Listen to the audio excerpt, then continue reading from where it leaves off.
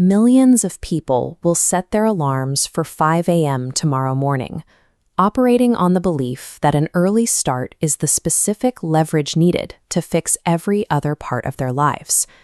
The plan is standard.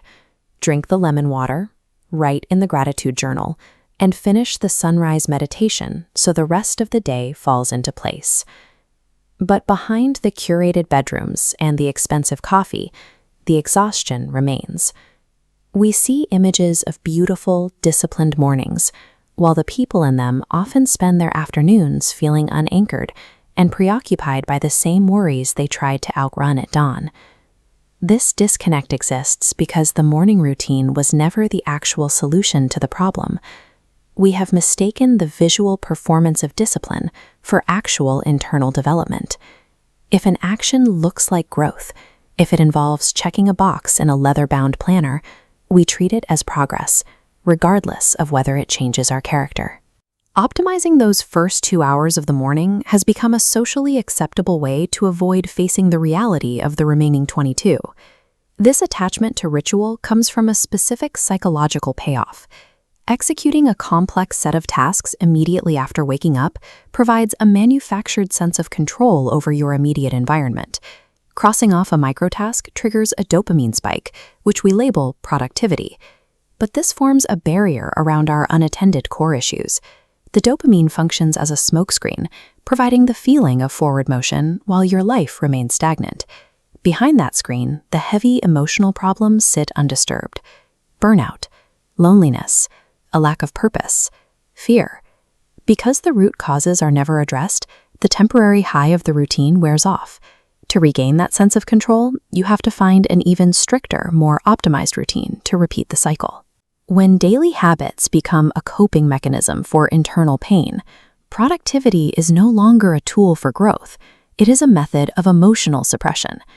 This cycle of fading control is the foundational business model for the self-improvement industry. The industry thrives by selling systems instead of solutions. It offers specialized planners, subscription apps, and productivity gadgets that address the symptoms of a frantic life without touching the cause.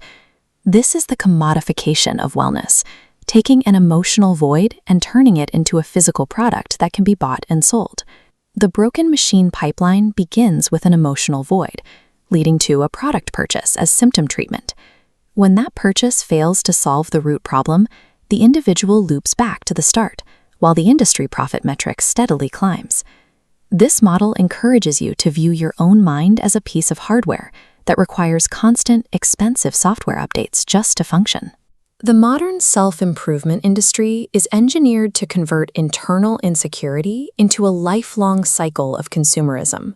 Beyond the polished aesthetic of a morning routine lies the reality of personal change. It is slow and it is uncomfortable. Changing a life requires having terrifying conversations. It involves setting boundaries, leaving toxic environments, and rewriting the mental patterns you have relied on for years. This work is invisible.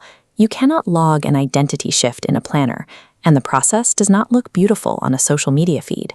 We default to the illusion of control because buying a new organizational tool is easier than looking in the mirror and taking accountability for our choices. Structure and habits are necessary tools, but they are meant to support a life rather than serve as a substitute for living one. Waking up at 5 a.m. loses its value if the reality of your life at 5 p.m. remains miserable. Internal growth begins the moment you stop using the performance of productivity to run from yourself.